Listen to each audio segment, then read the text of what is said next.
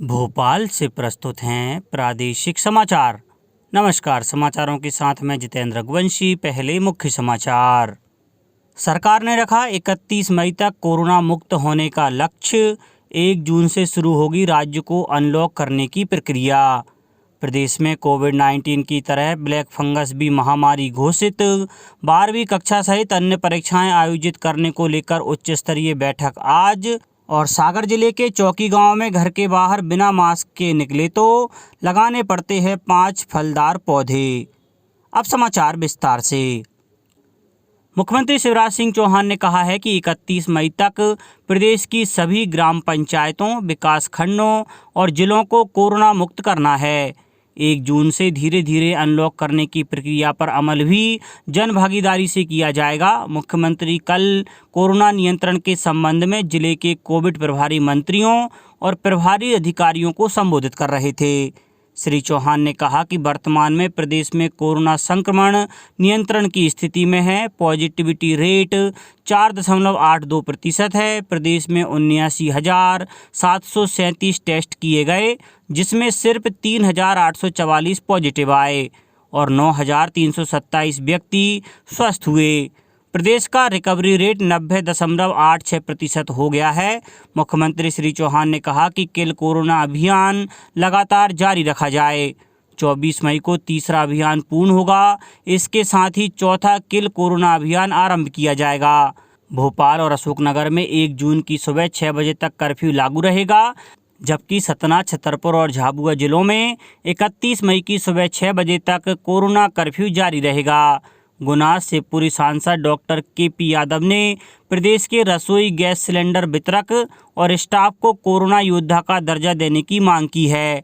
उधर जबलपुर में 45 से अधिक उम्र की कुल आबादी में से लगभग 24% को दोनों डोज लगाए जा चुके हैं।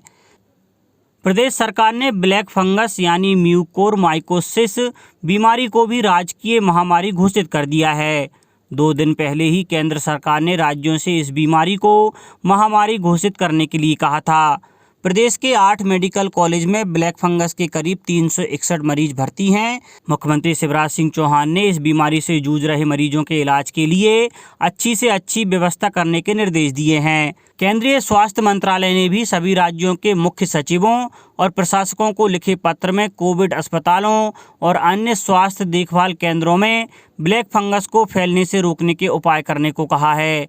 केंद्र सरकार ने इस बीमारी के लिए जरूरी एम्फोटेरिसिन बी की 23,680 अतिरिक्त वायल्स राज्यों को भेजी हैं। कोरोना महामारी के कारण स्कूल बंद हैं और ग्रामीण इलाकों में छात्रों के पास ऑनलाइन क्लास के लिए स्मार्टफोन और इंटरनेट कनेक्टिविटी नहीं है। ऐसे छात्रों को पढ़ाने के लिए सागर जिले के ग्राम रिछोड़ा में प्राथमिक शासकीय स्कूल के शिक्षक चंद्रहास श्रीवास्तव ने अपने स्कूटर को ही स्कूल और लाइब्रेरी जैसा बना दिया है। वे गांव-गांव स्कूटर पर जाकर बच्चों को पढ़ा रहे हैं। श्री श्रीवास्तव शैक्षणिक वीडियो डाउनलोड कर अपने मोबाइल पर विद्यार्थियों को दिखाते भी हैं। वह छात्रों को पढ़ने के लिए किताबें भी देते हैं। गाँव के लोग भी उनके इस कार्य से बेहद खुश हैं। प्रदेश में हरियाली बढ़ाने और प्रकृति के संरक्षण के लिए अंकुर कार्यक्रम आरंभ किया गया है। कार्यक्रम के अंतर्गत पौधा लगाने वाले चयनित विजेताओं को प्राणवायु अवार्ड से सम्मानित किया जाएगा। कार्यक्रम में भाग लेने के लिए गूगल प्ले स्टोर से वायु दूत ऐप डाउनलोड कर पंजीयन करना होगा। अंकुर कार्यक्रम के क्रियान्वयन के लिए पर्यावरण नियोजन और समन्वय संगठन ऐप को नोडल एजेंसी हैं। विजेताओं की सूची वायुदूत ऐप में अपलोड की जाएगी। 12वीं कक्षा की परीक्षा और पेशेवर पाठ्यक्रमों के लिए प्रवेश परीक्षा आयोजित करने संबंधी प्रस्तावों पर आज उच्च स्तरीय ऑनलाइन बैठक में चर्चा की जाएगी। इस बैठक में सभी राज्यों के शिक्षा मंत्री, शिक्षा सचिव, राज्य शिक्षा बोर्डों के अध्यक्ष और अन्य संबंधित पक्ष शामिल होंगे। बैठक की अध्यक्षता केंद्रीय रक्षा मंत्री राजनाथ सिंह करेंगे। मौजूदा स्थिति को देखते हुए लगभग सभी राज्य शिक्षा बोर्डों, सीबीएसई और आईसीएसई ने इस वर्ष 12वीं की परीक्षा स्थगित कर दी है। शिक्षा मंत्री रमेश पोखरियाल निशंक ने कहा है कि छात्रों के भविष्य को प्रभावित करने वाला कोई भी फैसला सभी राज्य सरकारों और हितधारकों के परामर्श से लिया जाएगा। सागर जिले के राहतगढ़ विकासखंड की आदिवासी ग्राम पंचायत चौकी में अगर कोई भी व्यक्ति घर के बाहर बिना मास्क के निकलता है तो उसे सजा के तौर पर 1 मास्क और 5 फलदार पौधे दिए जा रहे हैं। सजा पाने वाले लोगों को यह पौधे अपने घर या खेत में लगाकर 1 साल तक उनकी सेवा करनी होगी। सजा की निगरानी के लिए एक समिति भी बनाई गई है। समिति में गांव के बुजुर्ग लोगों के साथ साथ पढ़े लिखे युवा भी हैं। ग्राम पंचायत ने सजा देने के लिए 400 पेड़ खरीदे हैं और अब तक 5 लोगों को यह सजा दी जा चुकी है। सिवनी जिले के तुलसीराम ठाकुर ने कोविड टीकाकरण को लेकर जो जागरूकता और जिम्मेदारी दिखाई है वो एक मिसाल बन गई है।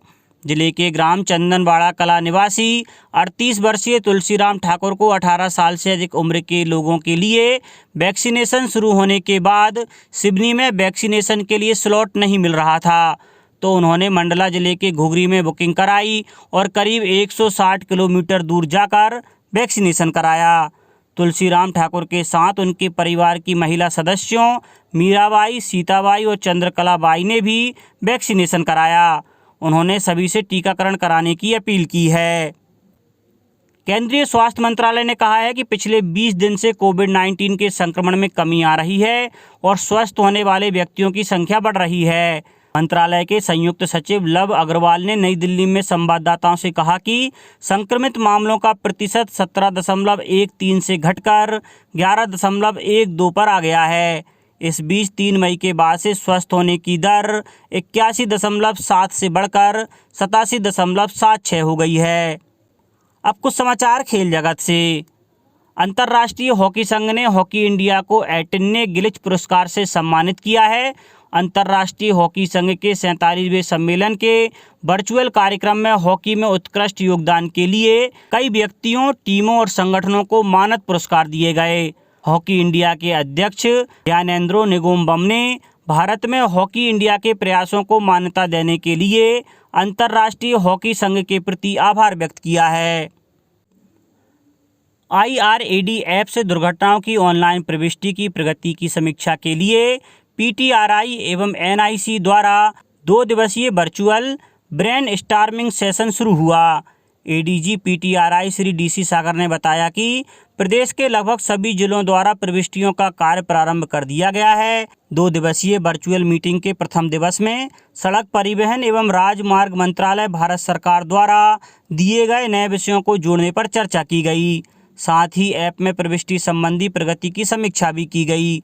ADG श्री DC सागर ने बताया कि पुलिस विभाग द्वारा बहुत अच्छी कार्यवाही की जाकर 50 जिलों ने इस ऐप में डाटा भरना शुरू कर दिया है। उन्होंने अन्य संबंधित विभागों जैसे राजमार्ग, स्वास्थ्य, परिवहन को भी इसमें तेजी लाने के निर्देश दिए। श्री सागर ने बताया कि प्रदेश के सभी जिलों ने अच्छा काम किया है। विशेषकर सागर, जबलपुर, उज्जैन, इंदौर, ग्वालियर, सतना और बैतूल ने बेहतर कार्य किया है। अब कुछ समाचार संक्षेप में। जबलपुर में तूफान के कारण मूंग और उड़द फसलों को नुकसान से बचाने की सलाह देने के लिए जवाहरलाल नेहरू कृषि विश्वविद्यालय और कृषि विज्ञान केंद्र के वैज्ञानिकों ने विभिन्न ग्रामों का दौरा किया। सागर जिले की 734 ग्राम पंचायतों में से 526 ग्राम पंचायतें कोरोना मुक्त हो गई हैं। छिंदवाड़ा में अभी तक 3,36,000 से अधिक परिवारों को एक मुश्त खाद्यान्न का वितरण किया जा चुका है। शिवपुरी जिले में अभी तक 3.5 लाख घरों में सर्वे किया जा चुका है, जिसमें लगभग 35,000 परिवार शहरी हैं।